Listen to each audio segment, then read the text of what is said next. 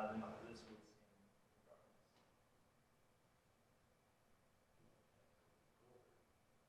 Well, yeah, that would be something that we would go on afterwards. But ideally, we wouldn't want to go down that route. We would want to work something out. Let's say our server just got completely wrong. It's a huge misunderstanding. We want to work with you to find an implement that works best for everybody. Maybe some sort of access route through your property easement of some kind, or just something that works best for everybody involved. Because really, access. Would you need an access to a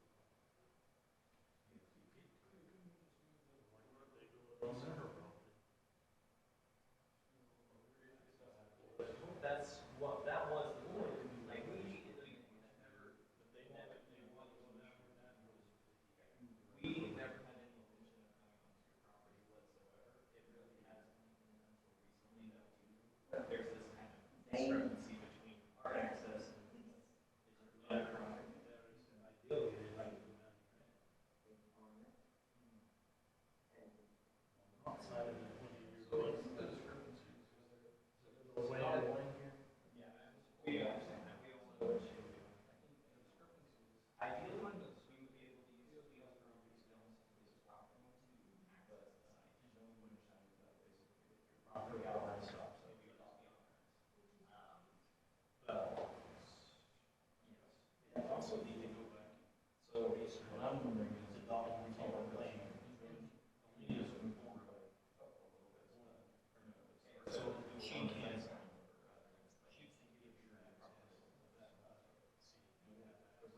And that's so you can't even get to that. That's kind of what we want to figure out. So usually that's a 10-foot road. We had no idea that there was this much. Yeah, I remember basically we're gonna go back. Drove down this road. I didn't know. We'll improve this area. Usually we use just kind of like a. It was just because of this. Improvements needed. City requires us to do something. So road basically will the rest of kind of just compact gravel. Truck, basically. So yes, I mean like I said, hopefully never going to access this here.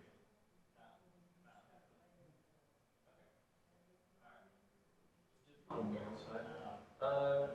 We could work with you guys on what works best. So this part or it's just on the north side. No, it really is. So we can do whatever you want for as long as they do. Wanted to do it. On the corner. Russ.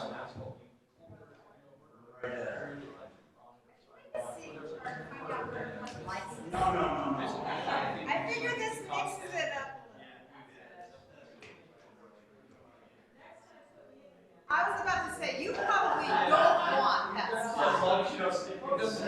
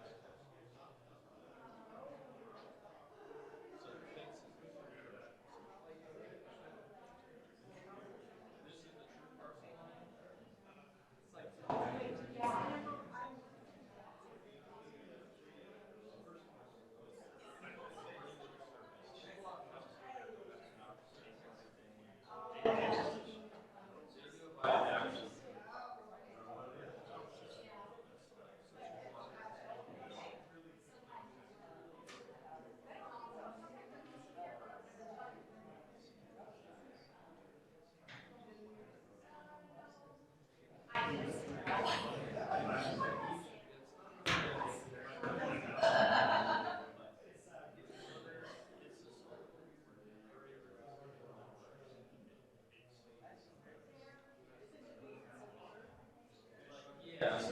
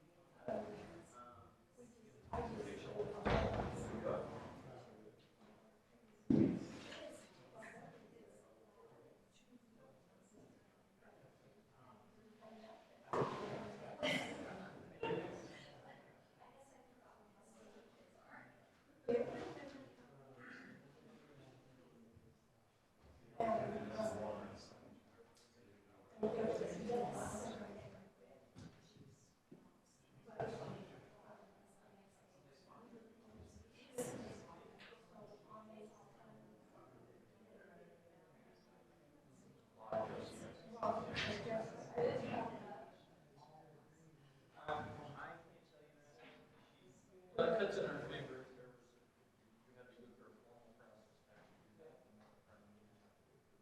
And not try to do this. So, basically what we'll do is. Okay, good evening. I will call the Planning Commission hearing for July 10th, 2019 to order. It is 6:05 p.m. We have a total of 3 items on the agenda this evening. Item 1 will be hearing last because the applicant is caught in traffic. So we'll start with item 2 and then 3 and then item 1 as we go through the items this evening. Excuse me. The items marked with an asterisk are items that are for the Planning Commission to make a recommendation to Municipal Council, who will then make a ruling on those items. The items without an asterisk, we will be making a decision on. So without further ado, we'll start the evening with a prayer by Mr. Howard and the Pledge of Allegiance by Ms. Winden. Let us pray. Our Father in heaven, we are grateful to be gathered here as citizens in the community of Provo. We are grateful for the efforts put forth by its citizens and this commission to foster better growth for the city. We ask thee to please bless us all with reason, judgment, and that we will be complementary to each other. We say these things in the name of Jesus Christ. Amen. Amen.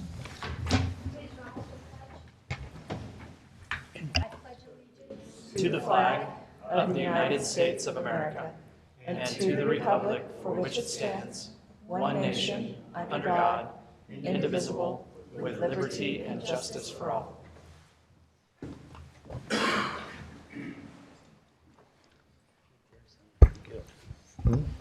All right, then we will start with item 2. Item 2, Atlas Tower 1 LLC requests a conditional use permit for a proposed telecommunications facility, including a 105-foot monopole located at approximately 2268 West Lakeview Parkway in the A15 agricultural zone. That's the Provo Bay neighborhood. Mr. Maxfield will present item 2. I ought to start by mentioning on your staff report, it has Ed Montero's going to be representing Atlas Towers. That's my mistake.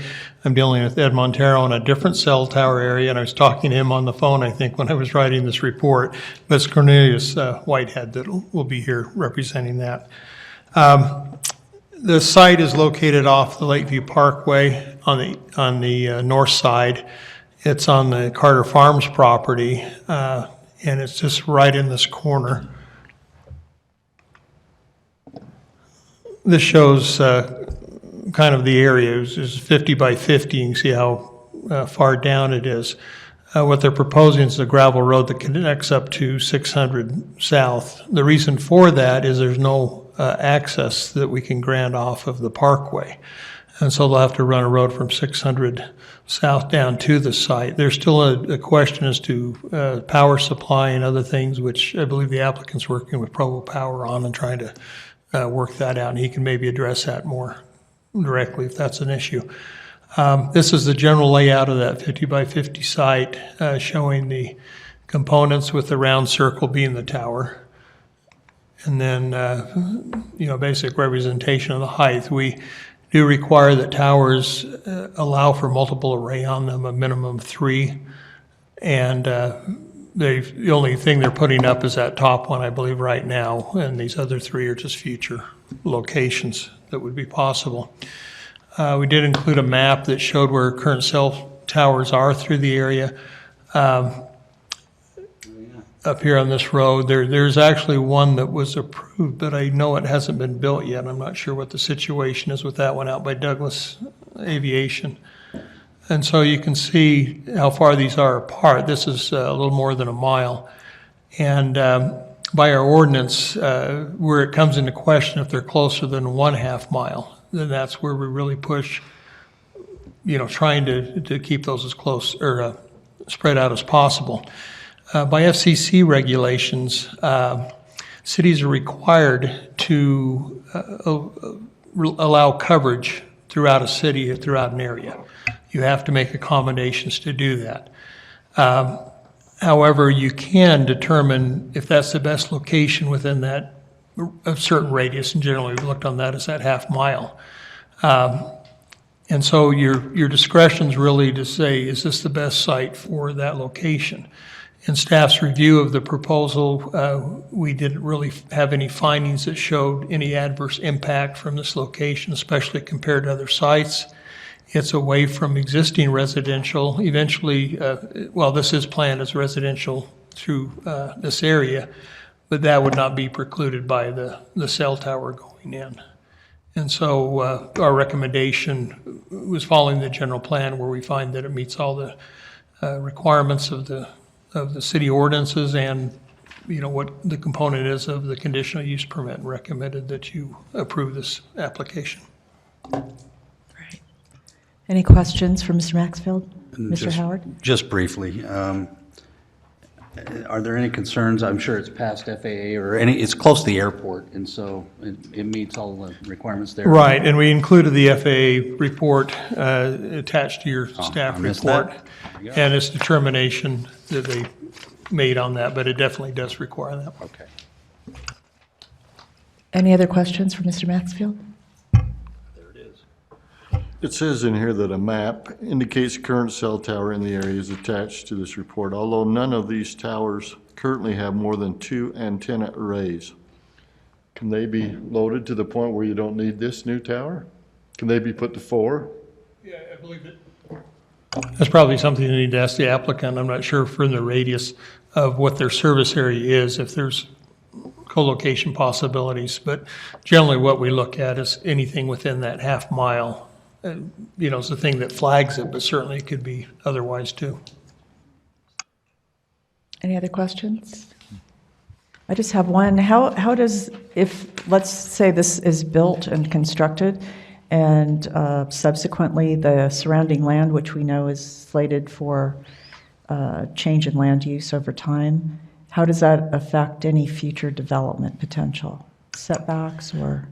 If a tower is built where there's existing residential, then by ordinance, there has to be a distance between basically the fall line of the tower.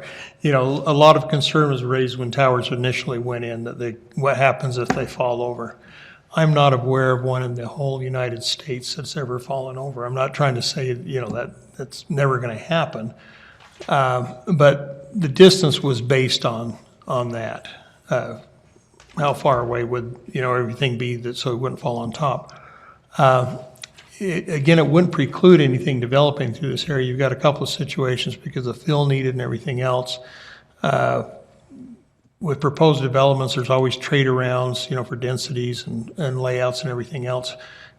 So in the end, you wouldn't lose any ability to put in the number of units. It may affect the arrangement of those units, but not the ability to develop the ground overall for residential use. Okay, thank you. Any other questions? Okay, I'd like to invite the applicant, Mr. Whitehead, to present his project. Good evening, Commissioners. Thank you for your time and having me here today. As mentioned, I am Cornelius Whitehead. I'm a representative of Atlas Tower 1 LLC. We are a Boulder, Colorado-based telecom company that is wanting to build a tower in your city. We do work on behalf of all major carriers, your T-Mobile, Sprint's, AT&T's, and Verizon's. In this instance specifically, we are working with T-Mobile to improve their service in the area. However, after this is constructed, we will be seeking additional co-locators such as Verizon, Sprint, and AT&T. To speak to your question of if this site would be able to co-locate on any of the other existing, short answer is no. In today's current age, we are entering into a coverage and a capacity issue. So for the most part, we have self-coverage pretty much everywhere that we are. The issue now is really capacity. How many users are pinging off of those existing towers at one time? We have data from T-Mobile that I believe their preferred number of active users per tower is about 45 people. Towers usually broadcast about a mile maximum to have really good coverage to the area. So since this site is farther than a mile from any of the other sites, this site would not work for co-locator whatsoever. This is a new site to cover all of the existing residences to the north as well as the future planned residences coming in. Atlas Tower, we've been around since about early 2000s. We've built roughly 140 towers in the continental United States and over 800 towers in the continent of Africa. We're working on behalf of T-Mobile. The way this site was chosen is T-Mobile came to us and said we have a coverage gap in this area. After reviewing the zoning code, we picked this site because one, it met we believe that we could meet all requirements, and two, it was in the area that T-Mobile wanted to improve their coverage. Just for your own edification, because this was mind-blowing to me when I first found out, between the years of 2016 and 2018, wireless data usage increased by 238%, and it shows no signs of slowing down anytime soon. So this tower will account for all current users as well as future users in the area to address capacity as well as that coverage issue. And we ask that you vote for approval. You have any questions for me? Any questions for Mr. Whitehead? All right, thank you. Awesome, thank you very much. All right, I will open up item 2 to public comment at this time. Are there any neighborhood chairs available from Provo Bay neighborhood? Are there any other neighborhood chairs who would like to speak to item 2? Any members of the public who would like to speak to item 2? Please come to the podium and announce your name and address for the record.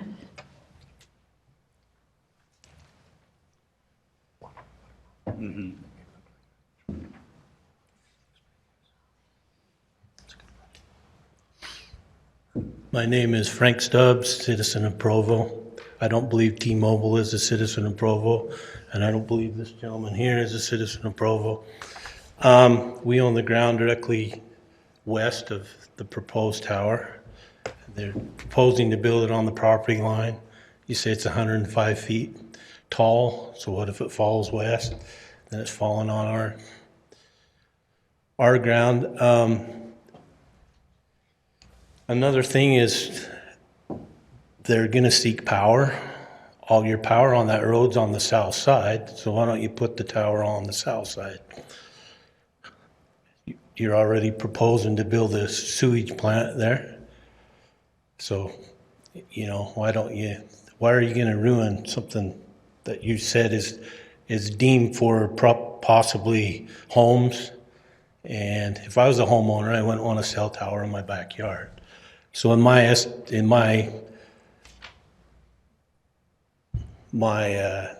assumption is that's going to decrease the land value.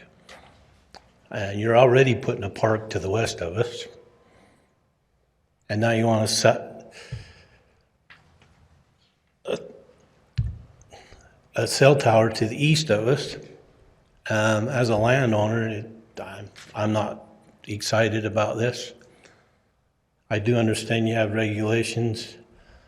There's no way you can give them access off of the new road, so I don't know why it's sitting next to the new road where they have to travel from 6 South to the proposed site.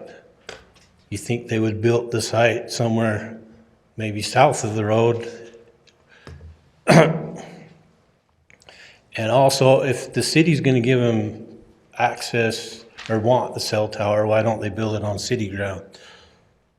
You just bought 100 acres from the Church of Jesus Christ of Latter-day Saints.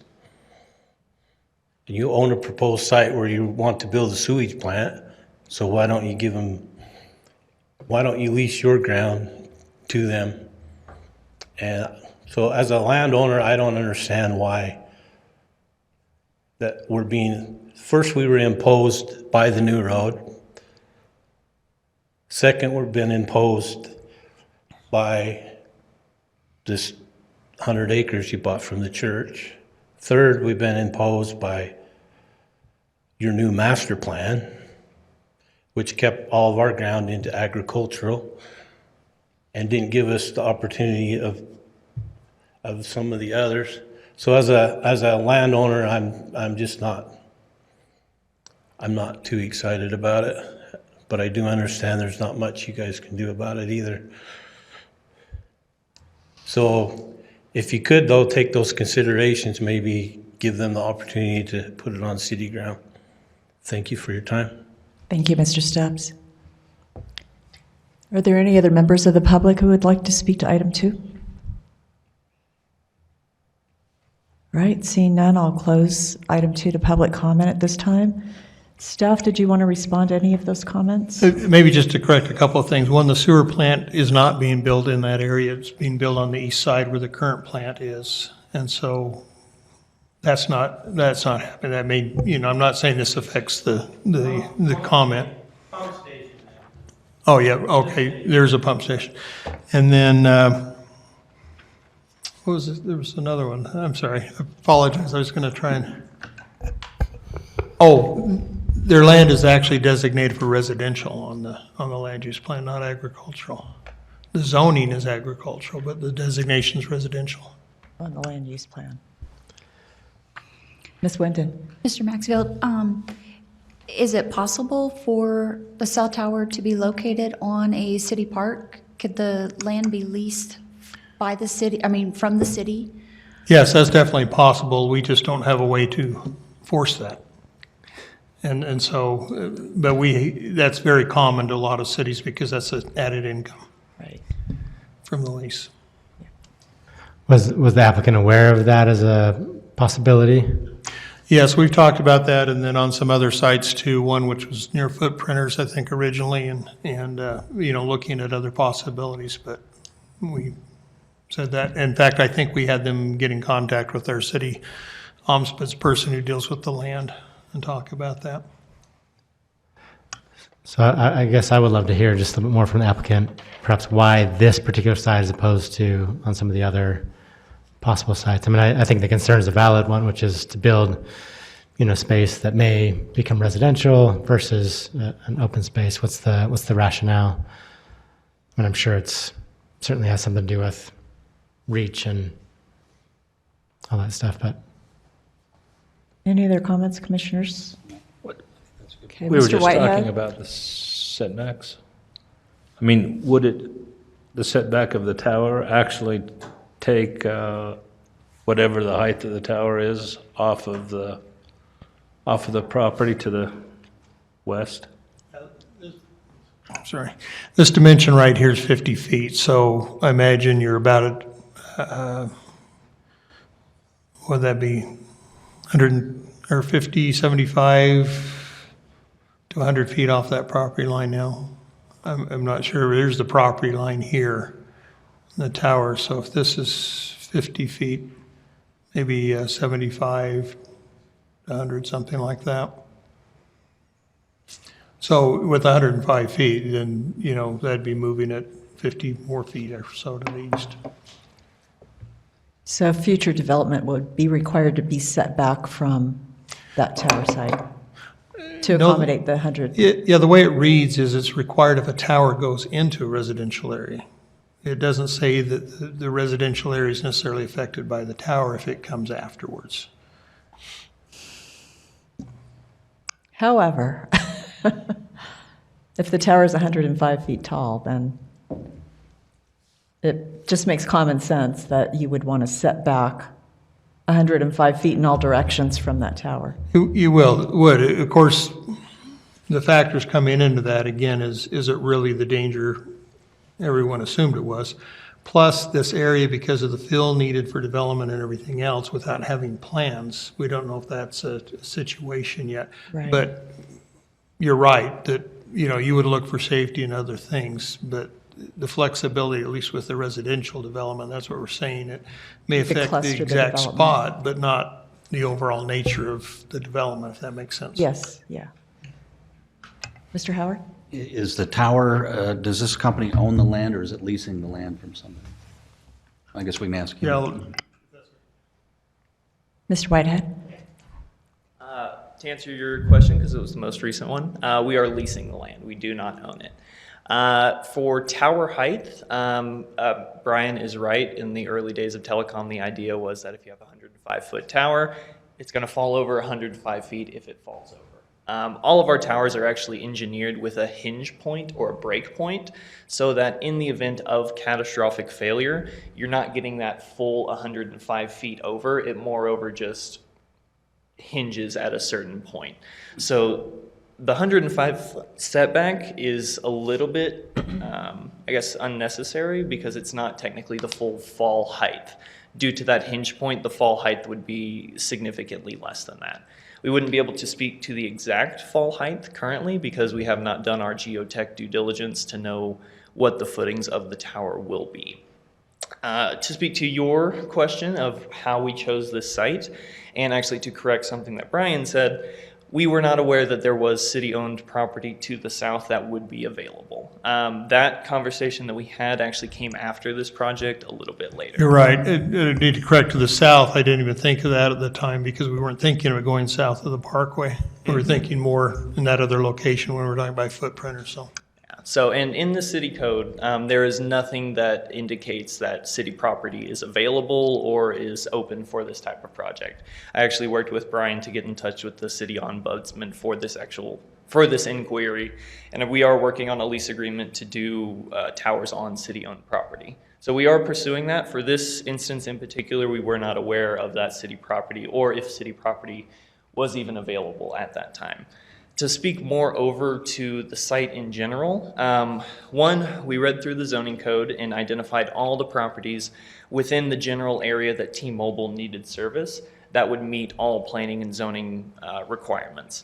We sent out leases and mailer inquiries to all landlords that fit those description of being in the area and zoning approval. We worked with landlords who were interested in this project to gain a lease agreement, and in the end, we settled on this property, one, because we had a willing landlord, two, it met all zoning requirements, and three, it was where T-Mobile needed to be. So that's how we kind of came to choose this site. I think I got all of them. Any other questions for Mr. Whitehead? Ms. Wendon? So in order to, if you're approved to construct on this site, you will access it via dirt road. Yes. Down the road, if this is zoned residential and homes are built there, then you will access the tower via the city streets, the residential streets that are put in. Is Yeah, that correct? so our access is fairly flexible. This would be our proposed access currently. If things were to change, we can change that a little bit. Things that cannot change would be the power route, but that is something that we would work with the local power authority to figure out and coordinate so that everybody's happy with that. So yeah, access can be changed somewhat if there is future residential development. Power cannot be, but we would try to design it so that with that idea in the future. So usually we run power as line of least intrusion across the property. So, I mean, at this point, again, you said you weren't aware of other possibilities earlier on in the process. What's the possibility of now that you are aware of going back and exploring other options? Again, it does seem to me that were, for example, the park property that the city just bought for the sport fields, sport complex, that seems like it'd be a much better fit for infrastructure like this than on a site where, again, I know we don't know exactly what's going to be there, but it does seem likely like it could be residential, given the West Side plan, if I remember correctly. I mean, do you feel like you're too far down the road to explore something just to the west of this? Yeah, so anything to the west, pretty much anything farther west than the Stubbs property was considered out of the range for T-Mobile's coverage requirements. So really that going to the west for that city-owned property in that, I believe it's the sports park? Sports complex. Yeah, it's a little bit farther out of range for T-Mobile's current needs. So that's why we were kind of more over in this area. The city does have significant ownership on the south side of the road. Mr. Stubbs, I can't remember off the top of my head. Can you remember who owns these pieces right here? South of the road? South of the road. I believe some of it is wetlands and, no. We can call up the map here. The city has significant ownership right in this area. I just don't remember parcel by parcel. So would there be any interest on the south side of the road on a city property? Carter's on the east, directly south of where the tower is proposed. Okay. And then the city owns around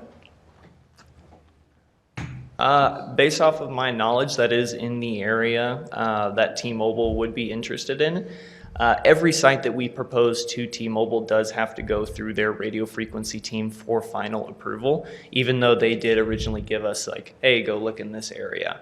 So I couldn't really speak to that because T-Mobile is the one that does confirm which locations they need for their coverage, but it is in the general area that they're required. So I can't really speak to that too much because it is more over on the T-Mobile side. It just seems like it would be a win-win for everyone if it could be on the south side on city-owned property. Or even south on Carter property, yeah, right. That would have a lot less impact on Carter's property on the south side than on the north side. So yeah, that actually, I was going to bring that up. You landlocked her. Yeah, we originally wanted to access this site from Lakeview Parkway. Based off of our initial conversations with the Public Works Department, that is a no-go. So I'd be interested in knowing how we would access the site from Lakeview property to the south when we've been previously told that access from Lakeview is a no-go. So that would be something of my concern, at least for a southern property right south of Lakeway. Mr. Day, could you address that concern, please?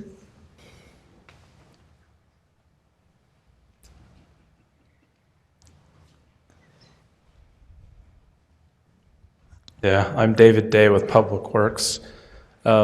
We have certain points along this road where we have master plan roads to come off, and those will be the locations where we have access. There are accesses that are already along there that are functioning. Most of them are like a combined access for farm use and such, but they're already designated. So there are some accesses. We have a few like parking areas for people who stop and want to use the sidewalk or not the trail, and they can walk along there or bike or whatever. But there are parking areas that come off of it. So there are designed accesses, but not just put access wherever. So, Is there access onto the city property where the pump station is, I would think? yes. Yeah. And there's also on the park, there'll be a road going up through that area. Geneva Road extended will have an access. You can see on this map, there's 1600 West is stubbed right here, and 1100 West is already connected. So it'll be that same sort of spacing as we go down through there. So, Mr. Day, what I hear you saying is that if they can access one of these properties from one of the accesses that's already been given, that's fine, but engineering is not likely to give a new one or an additional one for a cell tower on the south side. Correct, yeah. I have a question, Mr. So if it's, other than needing to access the property, if they were to go to the south side, other than needing to access the property for construction, other than that, I don't see access being something that is needed to be done a lot, other than maybe just for routine maintenance. Yeah, so one of them, if you can go over here, Rachel, right in this parcel, they put a tower in the middle of that parcel, and how they access it is they come out of this parking area and through their access down into that area. So that same sort of thing could happen off of one of these existing accesses, and then you come off of there and access back over into a parcel. That radio tower's right out, probably right in this area. They have a little light traffic road that comes back. So to be clear, is there a potential location immediately south of where it's proposed on city property? If you could turn on the aerial photo. and then turn off the zoning.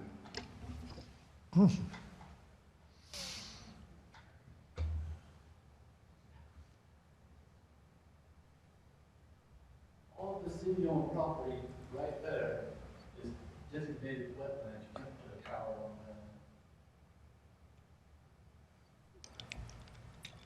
So there's an access here. That's a detention basin. Any of those parking areas would work. There are wetlands that are designated. Some of it isn't. Like, of course, we talked about this. This is too far out of their area, but that's not a wetland. There are little pieces here and there that aren't wetlands that maybe could be explored. Well, I think we're all trying to wrap our head around if we can move it across the road and they're amenable to it and it's not a great distance, their study won't be totally adversely impacted because he's got time he's trying to work with. But I concur that I think it would be better if it were on the south side if that's feasible, and I think that's what we're trying to. So Shorter to get to it. the proposal that we were shown to evaluate was the one on the north side, and so we didn't really, explore other locations, but we could do that if we need to. How long would that take? Could you get that done? A week. I just, over the last year and a half, we've gone through the West Side Plan.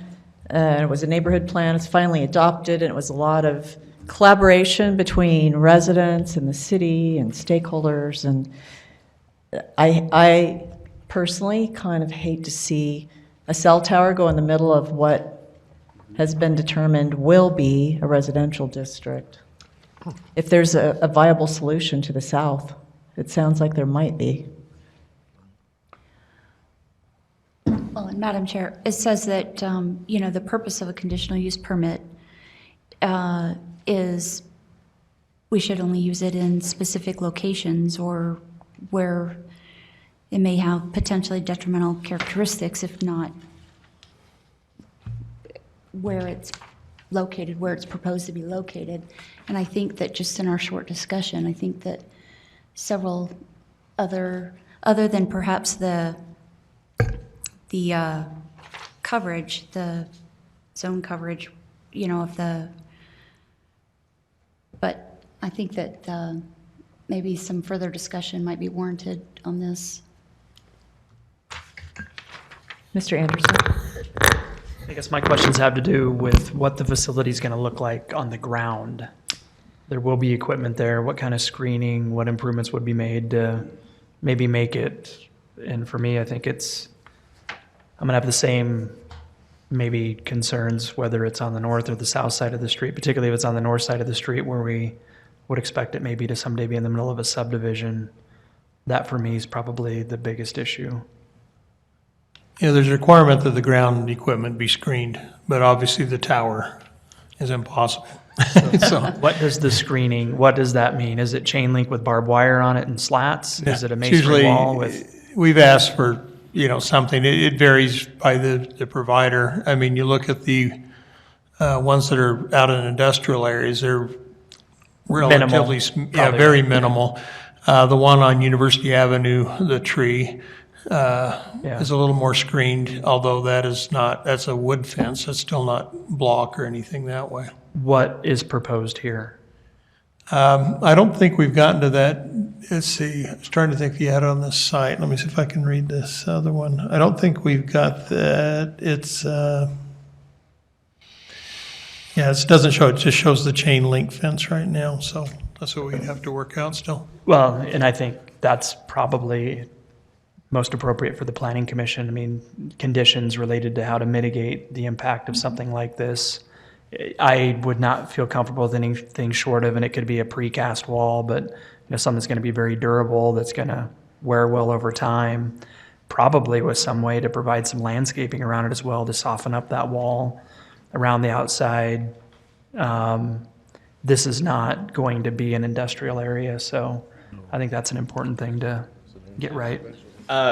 Totally hear where you're coming from, and Brian is correct. This slide does show a chain link fence, although this is really more over just for visual purposes.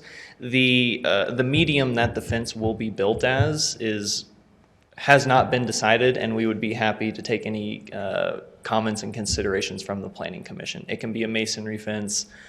We can have landscaping around that. We've done that for our towers in the past, and we'd be happy to do it for this one. This might have been said, but for me it kind of relates, and I apologize. I'm having a hard time reading some of the numbers. About how big is the compound or the area? Yeah, compound itself is about it is a 50 by 50. There, I can read that. Okay, so 2,500 square feet, that's good. Yes, correct. That's really my thought. I don't have any objections to trying to work towards finding a site that maybe works better. Mm-hmm. But I think in this part of the community, I probably have the same concerns regardless of what side of the road it's on. Yeah, and in our past due diligence for our leasing efforts, a huge part of that is the zoning code. Had there been something in the zoning code that said Provo City is open to having this on their property, we would have contacted you first and foremost and gone through this whole process. But we followed the zoning code to the T. We identified landlords that met all of our requirements, and that's why we're here in front of you. But the fence really is the least of our worries. We can make it whatever if you want it pink, we can make it pink. We can make it, we can do whatever. Yeah. Would you be amenable to a meeting with the city over the next 2 weeks and see if you could work something out with them? Again, the zoning code, because it doesn't state that the city has available property, I'd be open to it, but we have met the zoning code in every shape and form, and it would be a little bit difficult for us to stop this whole process now, especially with T-Mobile very, very excited about the site, to say, wait, hold on, we have to go check on another site. That's not a part of the zoning code. We would be open to it, but I think timing and because we have T-Mobile on our back may cause some issues. What kind of variance do you have in your study? Do they give you an ellipsis or something that you can work within? So they gave us, we call them search rings, and they do vary in size depending on what their coverage gap is. I believe this search ring was about a 0.3 mile radius or so, or 0.3 to 0.5. But basically their search ring was more over a little bit towards 1600 west and a little bit up towards 250 south, or sorry, 2050 west. So we're really kind of looking in that area between all the existing houses and that Lakeview Parkway. So I don't have their study off the top of my head, so I can't really speak to if that city property right on the south side would work for them. That would be a conversation that we would have to have with T-Mobile after we've already told them, hey, we have a site here that we're moving forward with.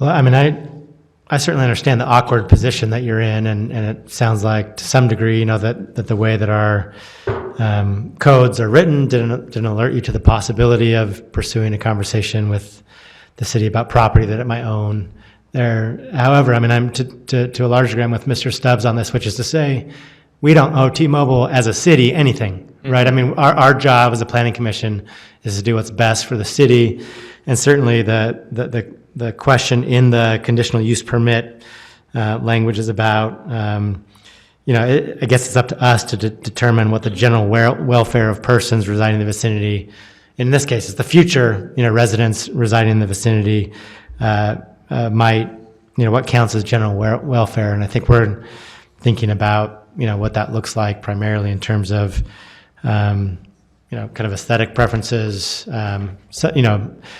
I think you've addressed the issue of safety pretty well, but I think that, I live in a home where telephone wires run right past my window, and do I wish they didn't? Absolutely.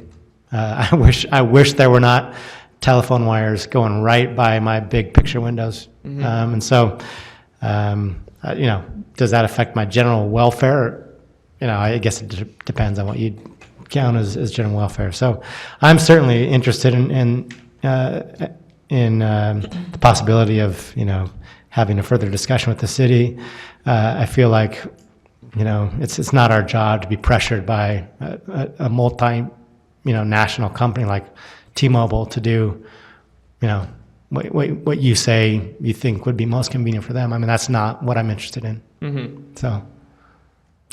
Yeah, I think we should table it and see what they can work out.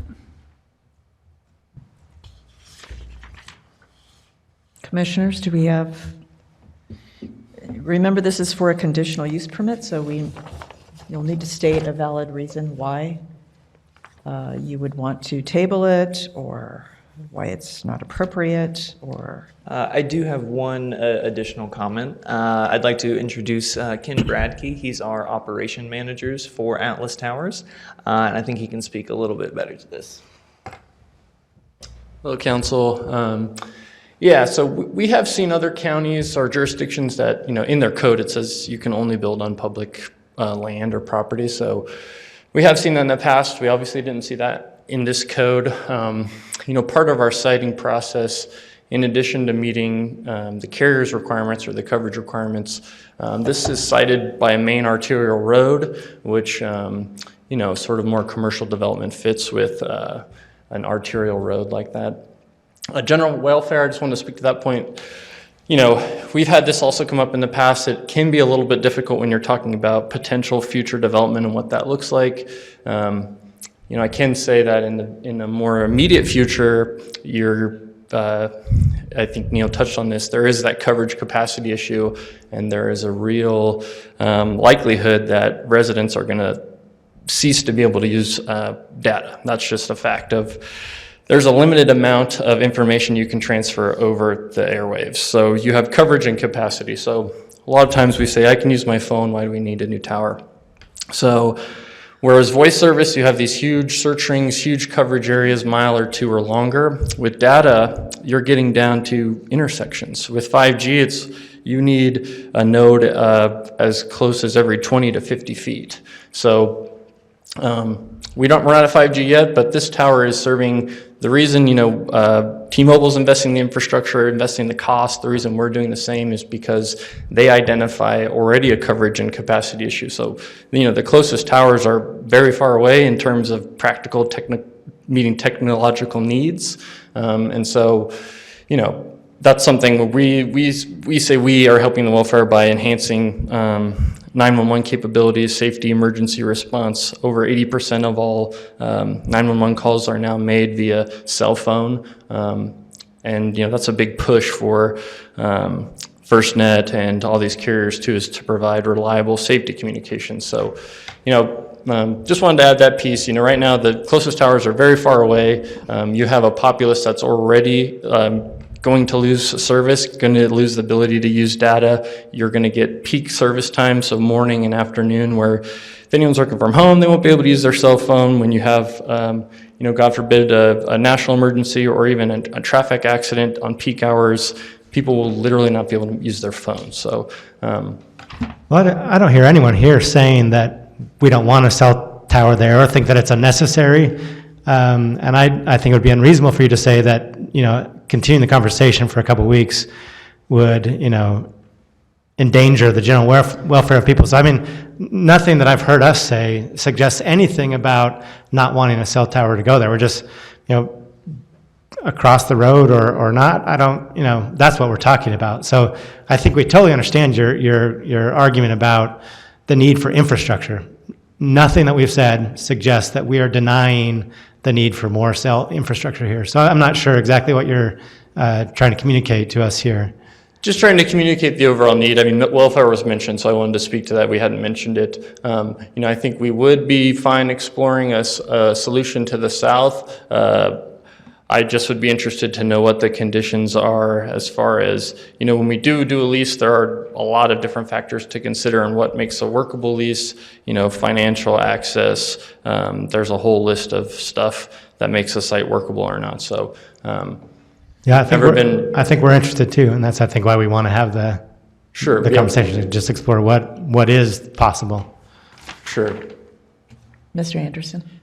I guess a question for staff, I don't know who exactly, but just relative to the idea that maybe in a 2-week period of time, the issues that were just mentioned, access, area, providing utilities, any of those things, getting some type of indication from somebody that has authority to make a decision from the city relative to creating a lease and executing it and those types of things.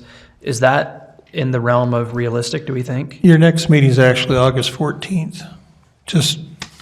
Okay, so there you have it. So how about 30 days then instead of 2 weeks? We could even meet the 2-week window if that was necessary. I think we could put the resources, whatever we needed to do to explore the options that you'd like us to. I assume this involves more than engineering and community development, though, right? This would be administration and other folks that weigh in. And just for whatever it's worth, in fact, I'm going to go ahead and do this with your permission, Madam Chair. I move, Mr. Anderson, that we continue the proposed conditional use to the next Planning Commission meeting to provide the applicant and city staff an opportunity to evaluate other sites in the area, particularly sites that are owned by Provo City, to see if any of those sites would meet the needs of the applicant and be suitable for the city, and to provide the applicants with an opportunity to provide more detail relative to what they would propose to do to screen the equipment at ground level from the surrounding neighborhood. Can I make a suggestion on the motion before it's seconded? please. To say to pursue property that belongs to Provo City sounds like you're using your role as the Planning Commission to force a lease on city-owned property to the city's monetary benefit. I think what your point is that you prefer it to the south side of the road, whether it's city property or private, or you'd prefer it in the city park because that's not going to be developed for housing. But I would just like to That's a good point. reword that so it's not go look for city property. That's where we want you. Looks like, Does that make sense? So, is it Rachel? Who's taking minutes, or is that? Rachel. Just getting it on Rachel. the recording, maybe. I apologize. I'm right in the middle of something. Sorry, I need to we talk to have the chair. closed the hearing to public comment on item 2. And Mr. Pepperoni, Mrs. Carter owns an acre and a half on the south side, directly south of where you're talking. That's what I'm trying to, and to finish, and to be clear, and I'm just going to speak for myself now. I don't care if it's city-owned property or not. Yeah. So tell the next planning commission meeting to look at alternate sites, particularly sites that are on the south side of Lakeshore or something. Lakeview Parkway Lakeview Parkway. Parkway, thank you. that have potential access.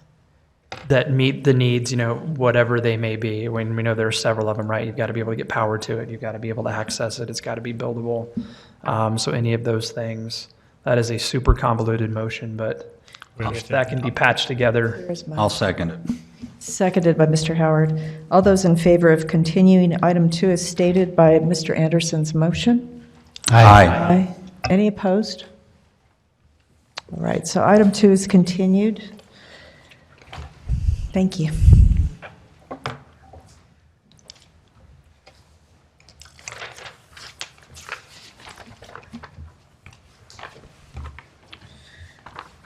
Right, I will read in item 3, and then we will address item 1 last.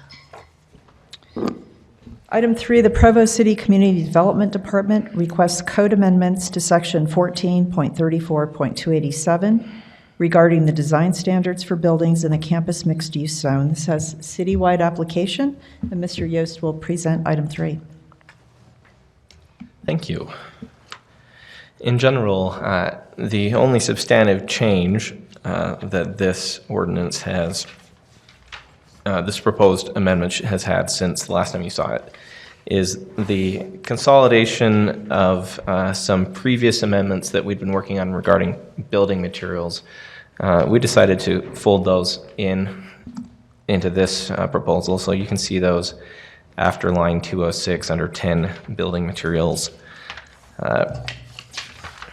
Essentially, this creates categories of materials, major materials, limited use materials, and minor materials, and then delineates generally permitted and non-permitted materials in those categories. It also provides discretion for the Planning Commission to approve on line 266. The reviewing authority may approve facade materials that are not listed for its in this section if the applicant demonstrates the material in the proposed application meets the intent of the facade material standards. So it's obviously hard with the broad range of building materials, and as it continues to expand, to list them all. So while we tried to catch as many of the general categories as we could, somebody may come up with something that's great and we didn't anticipate, so we wanted to make sure there was that discretion as well. Thank you. Any questions for Mr. Yost?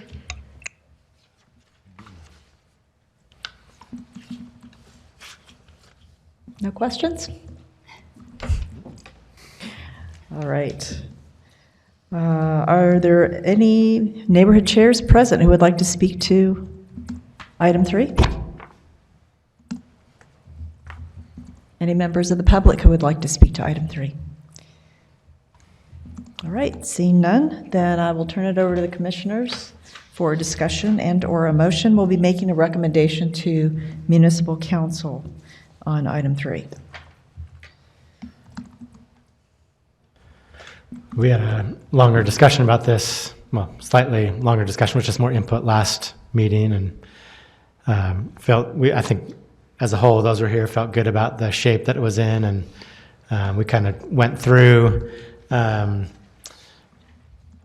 things that we see now that we might want to avoid, and it feels to me that that this amendment to the section has done a good job at trying to address as many of those issues or concerns that we've had with projects that have gone up in the past as possible. I'm ready to make a motion unless somebody else has something to say. If I could jump in.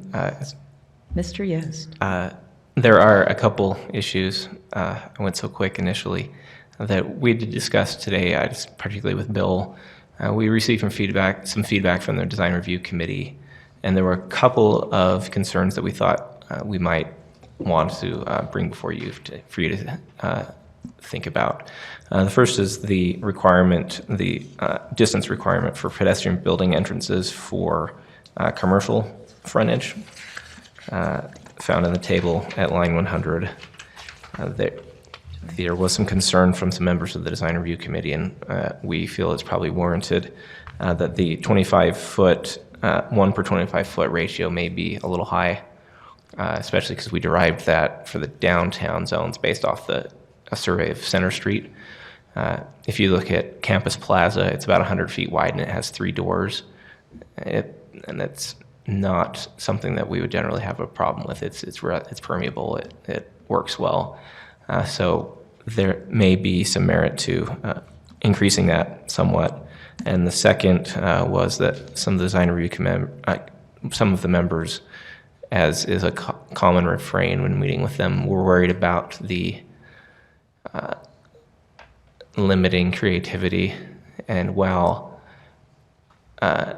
we usually find our job involves limiting, prohibiting the worst stuff, then we worry more about letting the really bad stuff happen than getting in the road of the really creative stuff, which the really creative stuff seems to come along less than the lowest common denominator product. So there's also the option of inserting a section into this, like we discussed earlier in the work meeting, that is in the transitional development standards section, that basically says that an applicant brings forth something that is equal to or greater than this, but isn't necessarily completely compliant, that you as the working together as the Planning Commission would have some discretion to evaluate whether a proposal that may not meet the specific, each specific objective standard in here still met the intent of the ordinance. So that's a second issue that may be worthy of discussion. Do you have specific numbers instead of 1 per 25 feet in mind? It's really an inexact science. Glad you said that. Yes, these are the kind of things that are difficult for us because there's very little empirical research out there as to the goods and bads of this kind of stuff. And so often we rely on what we can see out on the ground in areas that work and areas that don't work. But generally, if you think about a 50-foot wide storefront, that's only half as wide as one of our larger residential lots. It's not beyond belief that a door every 50 feet may serve this purpose as well as a door every 25 feet. But I would, if we were to go to a larger number like that, I would make the maximum spacing less than 1.5 of the ratio like we have with the 1 per 25. We have maximum spacing at 38. I wouldn't take the maximum spacing up to 75 feet. I give a little bit of flexibility, perhaps 10 feet, a ratio of 1 to every 50, maximum spacing 60. But I don't think I'd go beyond that. Because then I think you get into the realm where you start losing interest between those entrances. I would imagine that typical retail or office small space that's subdivided, so you have demising walls between the structural bays, for example. Structural bays typically 30 to 40 feet, 30 being more common than 40. So I would say something around 30 would probably be reasonable. I don't think I'd want to go as high as 50. Sounds like a good suggestion with some rationale behind it. Any other comments, questions? I came to 50 because it's our non-primary street requirement in the downtown. Yeah. But 30, I think, is good. So would you prefer that we make, in whatever motion we make tonight, that we include those two concerns and either name a number or I guess what are you hoping would happen I think with it may raising those be, concerns? it would probably be best if we came out of here with a number that would avoid any members of the city council feeling like they needed to bring something back to you for concurrence if a decision wasn't made. Yeah. And I mean, I'm with you too on I don't know that I've ever witnessed a project where I felt like the code was inhibiting creativity. It's just, yeah, it doesn't seem like that's where we're at right now in terms of how we operate. So I'm certainly open to including language like you mentioned of, something that meets, qualitatively meets, or exceeds these expectations, even if in a slightly different way, we'd be open to. So that we can accommodate your favorite starchitect whenever he or she comes to town. Yeah. But in terms of number, yours sounded as reasonable as anything. I don't know. Ms. Wyndham? So you're saying 30 feet might be a good number. You're hesitant about going as far as 50 feet.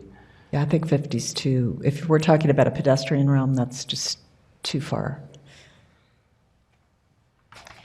My only question / comment, under the list of prohibited major materials, and it is listed as major, so I imagine that, as you said, if an applicant comes to you and they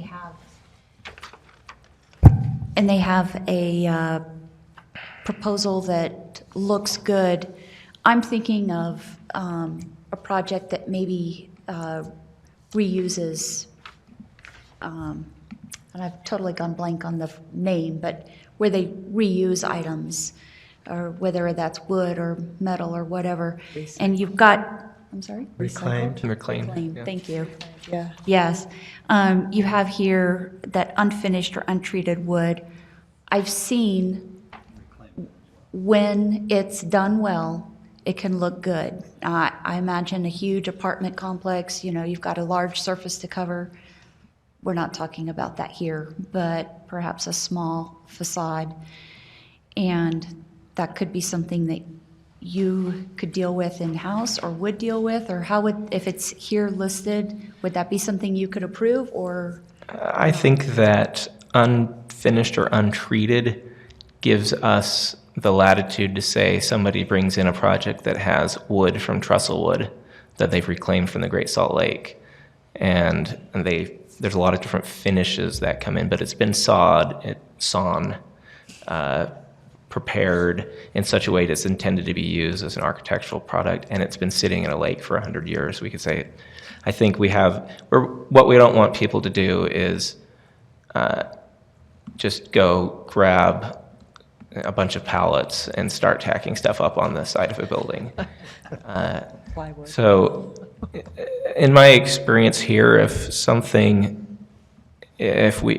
bringing us something that actually, I don't think we have a Core 10 steel on here one way or the other, but we had a little facade grant downtown, and that wasn't generally a material that we would look to use, but it worked really well in the situation, and we had the latitude to do that. So I would feel confident that we wouldn't find ourselves prohibiting creativity in the application of reclaimed materials with how we have it written, but I'm definitely open to comments from our architect.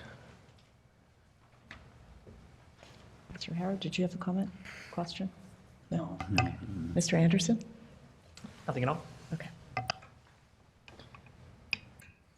All right, commissioners, further discussion or a motion? I'll make a motion. Mr. Rowan? I move that we forward a positive recommendation to Municipal Council for the Provo City Community Development Department's request for code amendments to section 14.34.287 regarding the design standards for buildings in the campus mixed-use zone. Included in that motion would be that we increase the distance required for each street-facing facade for a public entrance to one every 30 feet, with a maximum spacing of, I guess we didn't talk about that part, of 40 feet. And I also include in my motion changes to the language of the amendment to allow developers to meet qualitatively the expectations of the code or exceed it in slightly different ways, but that would be determined by the Planning Commission. Thank you, Mr. Rowan. Do we have a second for Mr. Rowan's motion? Second it. Seconded by Mr. Phillips. All those in favor of forwarding a positive recommendation on item 3 to Municipal Council? Aye. Aye. Any opposed? All right, that was unanimous, so we'll forward a positive recommendation with those conditions stated. Right, and our last item of the evening, item 1. Thomas Hunt requests annexation of approximately 2.547 acres located at 1640 South Colorado Avenue. The subject property is partially within the East Bay neighborhood, and Mr. Maxfield will present item 1. Thank you. This map gives you general location. The road on the bottom there is 1860 South going through, if you're familiar with that. You've got the recycling places over to this side. And this is Pacific States cast iron all through this area. Show where State Street is. Oh, okay, State Street's right here on this right side. That makes sense. Here's the railroad tracks, both here and over here. Here's the sewage treatment plant, things like that, okay. This one shows the full property outline. This part is actually in the city, this part of the property. So the overall property is over 3 acres, but the part that's not in the city is the 2.547 acreage is right there. The biggest issue we've had with this one, I guess, is a discussion on how much area should be annexed with the request. This one's just for their property right here. Let's see, if you've got, pull up the GIS map if you would. Right now we've changed locations. Basically, you got about 5 more property owners, one of which is Provo City. You've got the railroad, you got Pacific States cast iron, and then you've got another property. Let's see, we need to go down here to the right.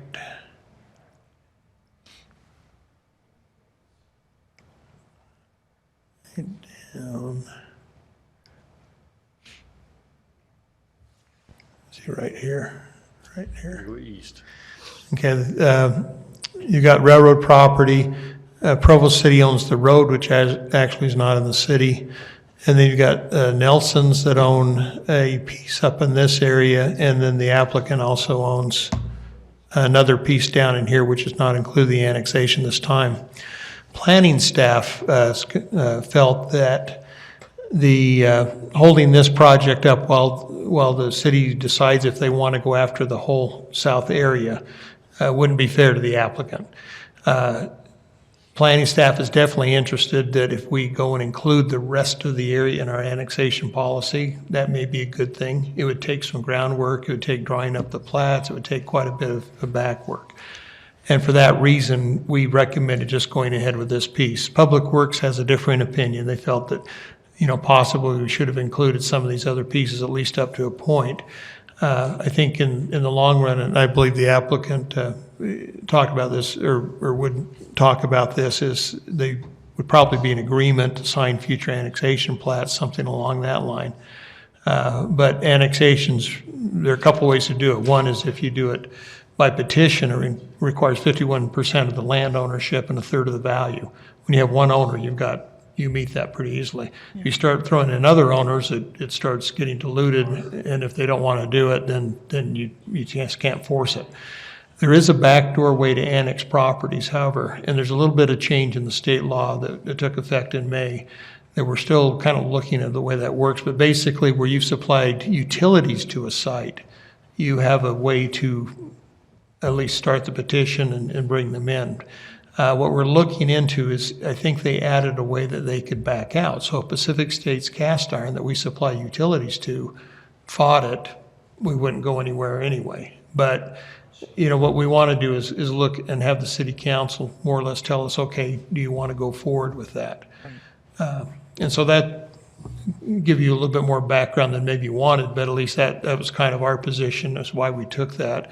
David Day can, I guess, speak to Public Works as to their position on that. But are there any other questions? That's basically the. Any questions, commissioners? All right, thank you. All right, I will invite the applicant, which is obviously not Thomas Hunt. My name's Jennifer Gordon, and I'm one of the partners of East Bay Self-Storage.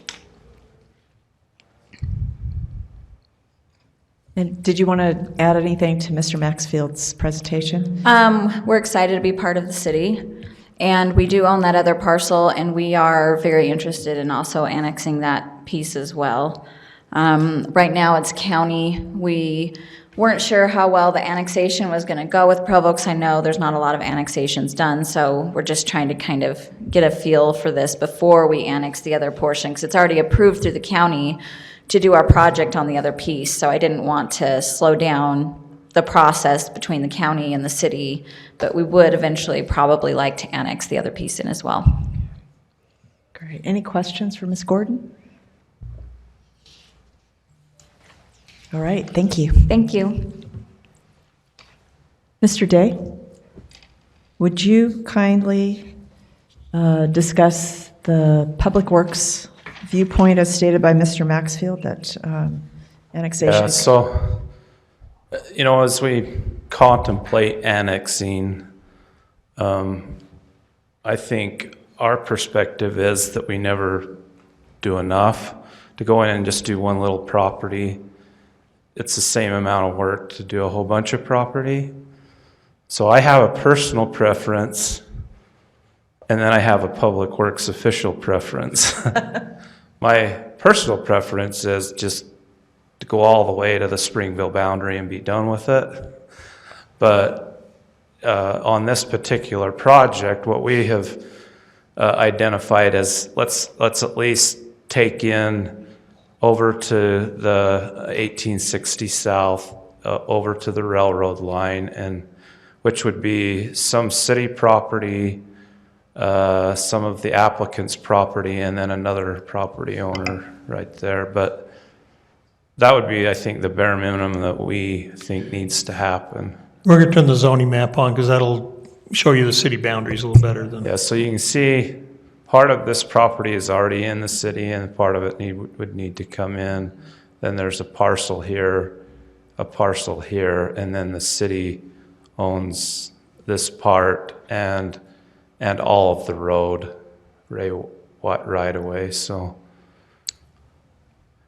What's anticipated on the other side of the road there to the south? over here, South. do you need pointer? Here we go. In this area, this is not annexed. It's currently not annexed. It's part of the Pacific States pipe plant property. And in the past, they've said we don't want to be part of Provo City. However, they get all of their sewer and water utilities from Provo City. So Part of the city's annexation policy, though, all the way down to, you said Springville, right? yeah, you can turn on the general plan layer and Are there a lot of different property owners? And you here? can Is there a lot of see- parcels. Sorry. They're about 5 or 6. And again, the largest one being Pacific yeah, States, keep going. you know, and including the city is one of those. So and the railroad. that's the annexation boundary line. So What about north of the road? There's this applicant and another property owner. Is that any discussions? Where you propose? well, I think that we would probably need to take that on ourselves as a city to say, hey, you know what, this applicant isn't going far enough. We need to go further. Well, and then pull at least this area in. This is a Pacific States piece, this is a railroad piece, and then all of this road is this Provo City piece.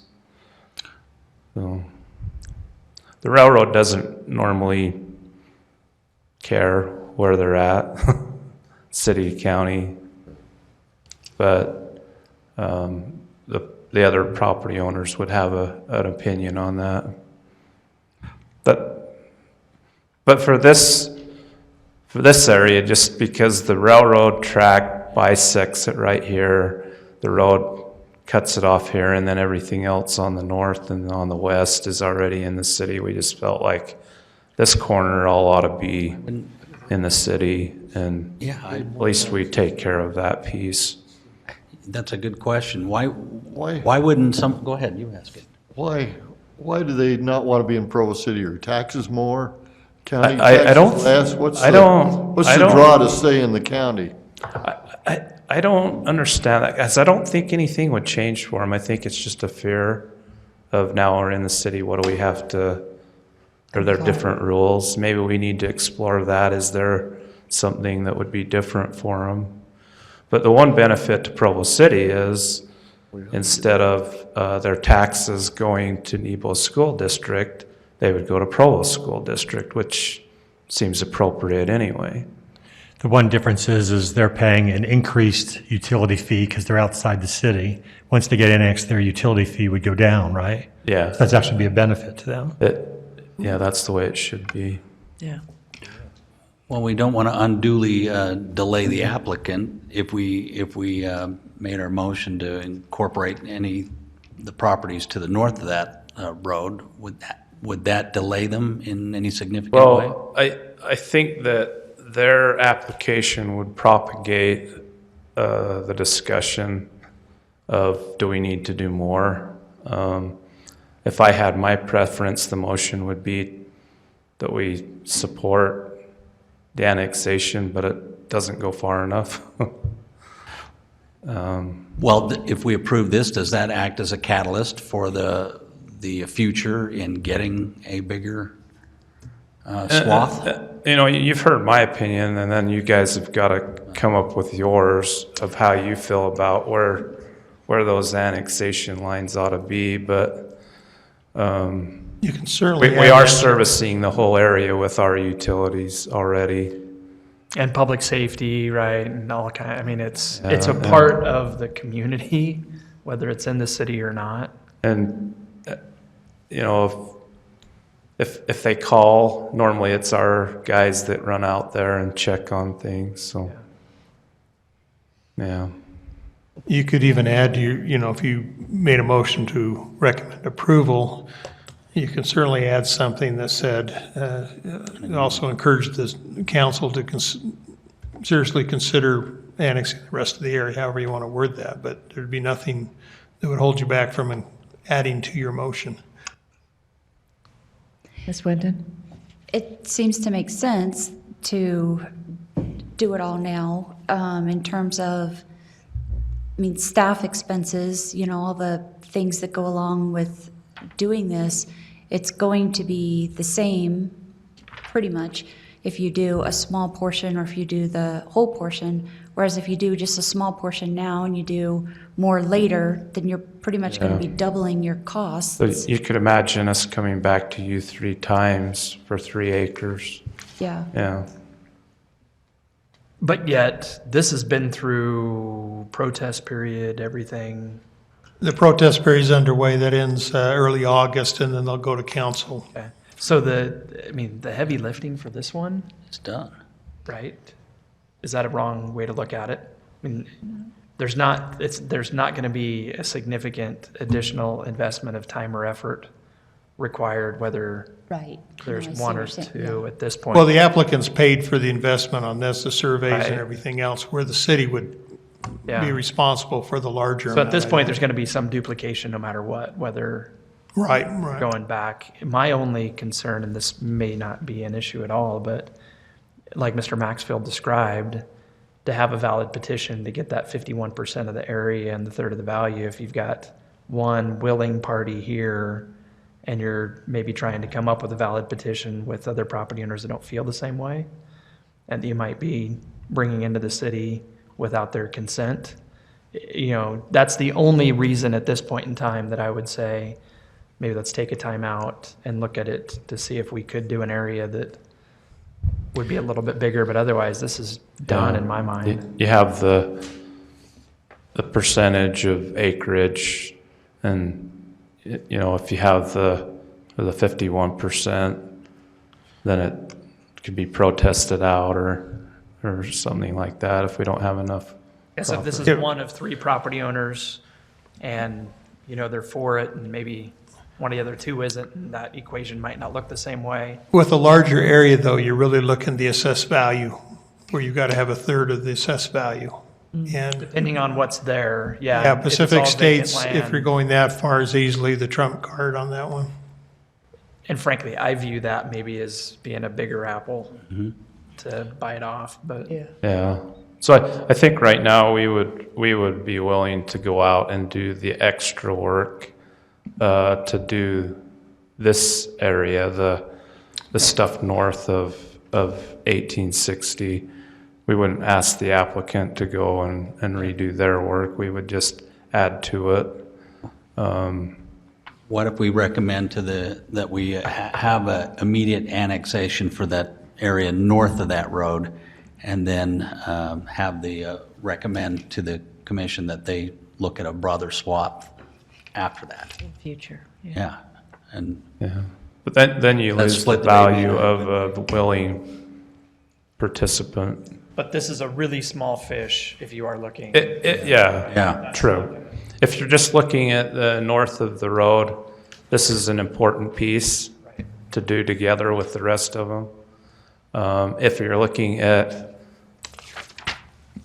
clear to the Springville line, then it's just not even that much. well, So I think the focus of this application is really the north side of 1860. and to the west of the tracks. Yeah. Yep. Yeah. Well, I'm ready to make a motion if that's Any other helpful. questions for Mr. Day? All right, thank you. I guess officially, are there any neighborhood chairs who would like to speak to item 1? Oh, that's a good point, yeah.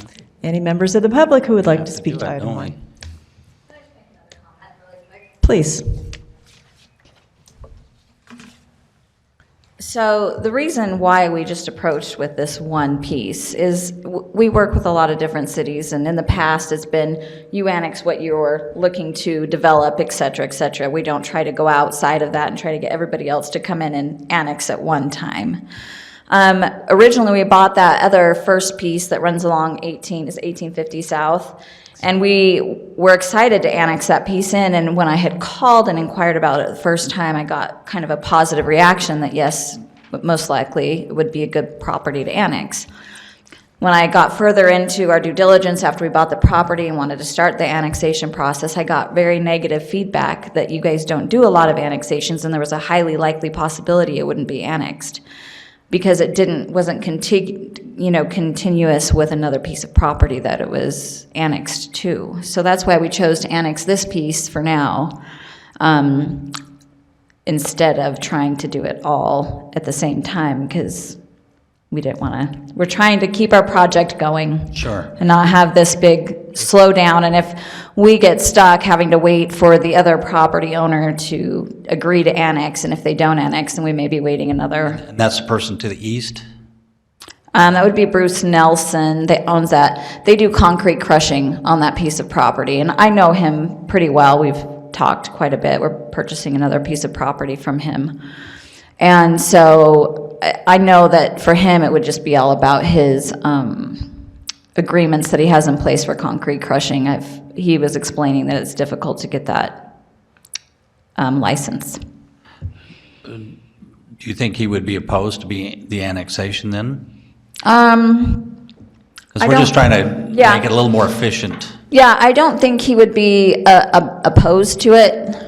but I can't speak on his behalf because it's sure. not my property and I don't know. Right. I do know there are no utilities over there. We're the ones bringing the utilities across. They're at the recycling plant right now. And so there was water and sewer somewhat close by, but power and et cetera was a little bit further away. Because we even considered doing solar when we were looking at leaving it county, because we had considered leaving both sides, both pieces of our property county, and decided we'd like to annex into Provo. So. I think my opinion is the same, but I wouldn't want to unduly burden you, but I would hope that he would see that as a positive move. Yeah, I don't know. Yeah. It's hard to say because how he runs his business. I don't know if there's a difference to him tax-wise between county and city. So, thanks. Thank you. Thank you. Okay, commissioners, further discussion, motion? Madam Chairman, Mr. I would like Howard? to move that we recommend to the municipal council the immediate annexation of the property located above 1850 south and to the west of the railroad tracks as one separate motion, and then I would like to make a separate motion after that they explore a broader swath. Thank you. Do we have a second for Mr. Howard's motion? Just a question. Ms. Wyndon? Will this, since it's a larger parcel, will this hold up the applicant's? It could delay. They have one property owner that they have to coordinate with. And the city has to perform their survey.